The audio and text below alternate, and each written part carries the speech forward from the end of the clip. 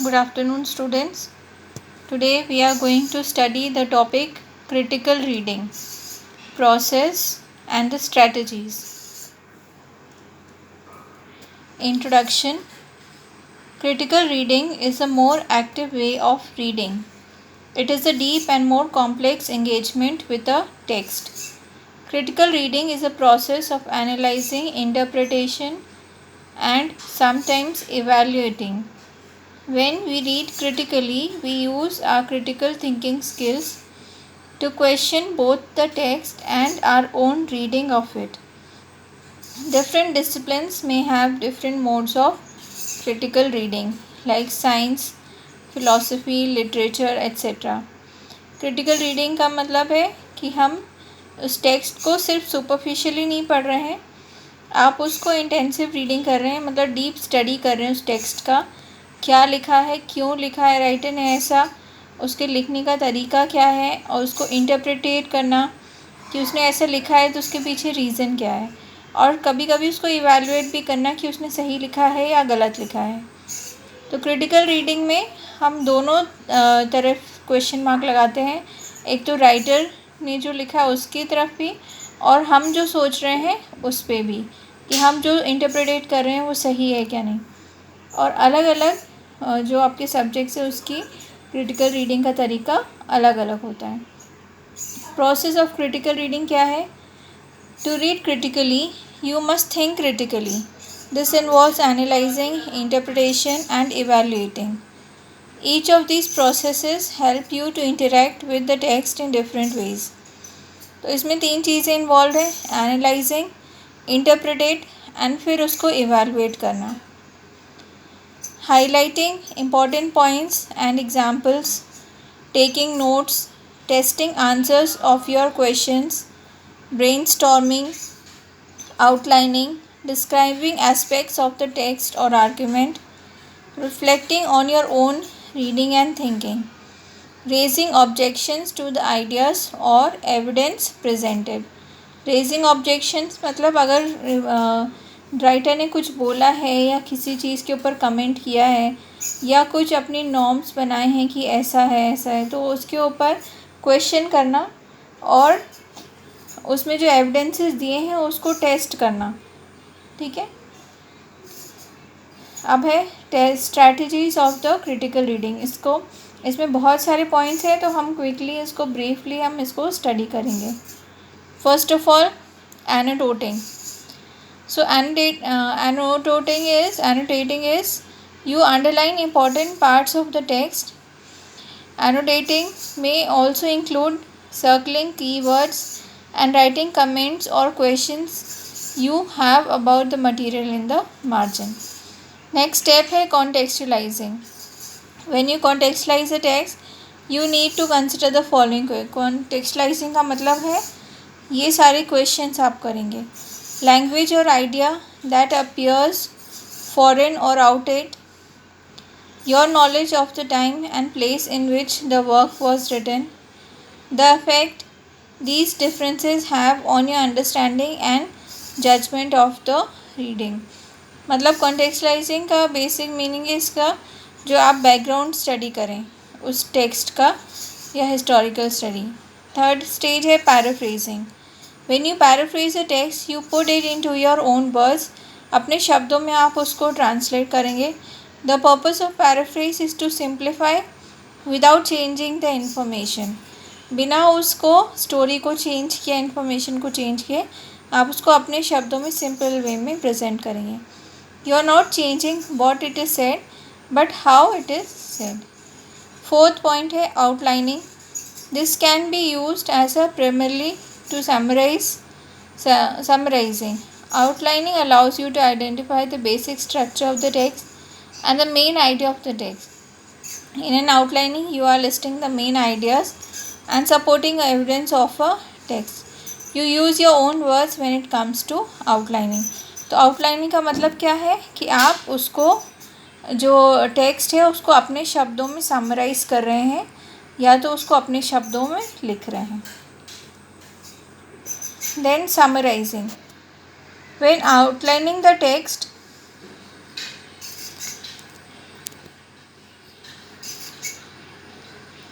After outlining the text, the information is put together again in your own words. Summarization fosters understanding to the text. तो आप summarise तभी कर सकते हैं जब आप उस टेक्स्ट को अच्छी तरह से समझ गए हों. You need to be able to recreate the meaning of your text in your own words. आपके अपने शब्दों में आप उसको लिखना है. 6 पॉइंट है एक्सप्लोरिंग द फिगरेटिव लैंग्वेज. मतलब जैसे उसमें क्या सिमिलीज यूज़ किए, मेटाफर, सिम्बल्स तो आप समझ रहे होंगे. जैसे मान लो किसी इंसान को किसी जानवर या इसके साथ कंपेयर किया गया हो, उसको बोलते हैं अपन सिम्बलाइजिंग. तो इसमें जैसे पोएम में हम यूज़ करते हैं सिमिलीज यूज़ करते हैं, इसके समान बताना किसी को. मेटाफर्स यूज़ करते हैं मतलब किसी चीज़ से कंपेयर करना, कोई डेड या लिविंग चीज़ों से कंपेयर करना. सो ये this type of language helps writer illustrate their point. तो ये लैंग्वेज से राइटर अपने पॉइंट्स को और अच्छी तरह से और अपने व्यूज़ को, विचारों को अच्छी तरह से रख पाता है. And get the type of reaction they want from the reader. 7 point है evaluating the logic of an argument. The two parts of an argument are claim and support. The claim is what the writer wants the reader to accept. मान लो किसी writer ने किसी political topic के ऊपर कुछ लिखा है, तो उसने ऐसा क्लेम किया है कि देखो ऐसा ऐसा होता है, और वो अपना रीडर से चाहता है कि मतलब वो जो उसने पॉइंट क्लेम लिखा है उनको एक्सेप्ट करें. और that is the claim is the idea, opinion और point of view of the writer. तो राइटर का आइडिया, ओपिनियन या पॉइंट ऑफ व्यू. सपोर्ट क्या है, उस जो क्लेम उसने किया है उसको, उसका जो रीज़न और एविडेंस उसने दिया है वो उसने क्या क्या सही दिया है कि नहीं. तो जो अब ये जो राइटर का आर्ग्यूमेंट है या लॉजिक है वो 3 चीज़ों पे आप इवैल्यूएट करेंगे. अप्रोप्रिएटनेस, वैल्यू वो अप्रोप्रिएट है कि नहीं है, बिलीवेबल, विश्वास करने लायक है कि नहीं, और कंसिस्टेंट, मतलब बाद में भी ये सत्य होगा कि नहीं, कि ये चेंज होने वाला सत्य है. So you have to evaluate the writer on these 3 basis. जो भी उसने लॉजिक प्रस्तुत किया है कि ऐसा होता है, ऐसा होता है, तो उनको आप इन 3 पॉइंट्स पे इवैल्यूएट करेंगे.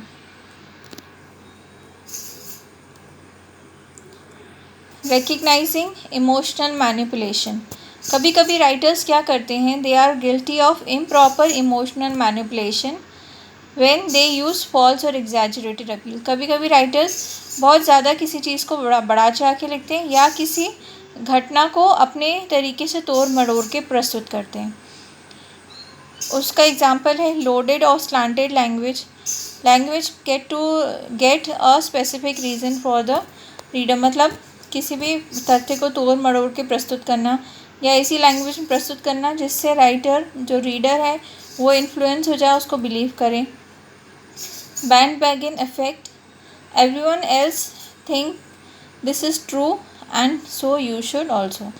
तो वो चाहता है कि जो रीडर है, जो पढ़ने वाला है, वो दूसरे अगर ऐसा सोच रहे हैं कि ये सत्य है तो वो भी एक्सेप्ट करें. False flattery. किसी का बहुत ज़्यादा प्रेज़ करना, मतलब किसी भी तथ्य को या लोगों को या किसी विचारधारा को बहुत ज़्यादा सपोर्ट करना बिना सोचे समझे.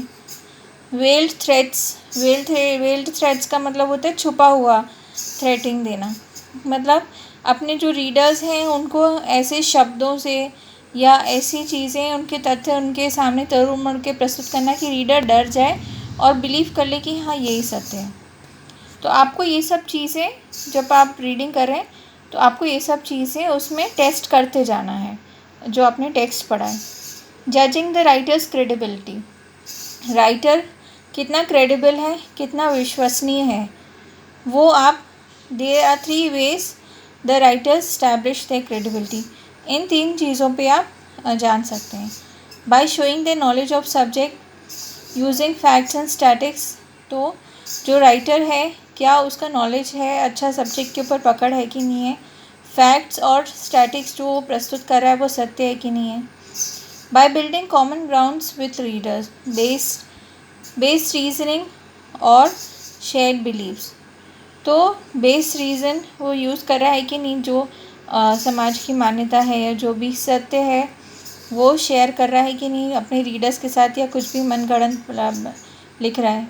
Bye responding fairly to objection and opposing arguments, तो राइटर के ऊपर अगर कोई क्वेश्चन मार्क लगा रहा है तो वो उसको डिफेंड कर रहा है कि नहीं, उसका आंसर दे पा रहा है कि नहीं, कि वो उसको इग्नोर कर दे रहा है और वो ये बोल रहा है कि मैंने जो लिखा है वो सत्य है।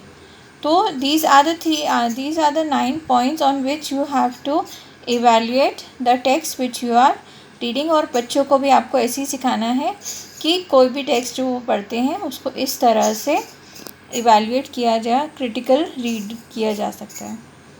This is the bibliography,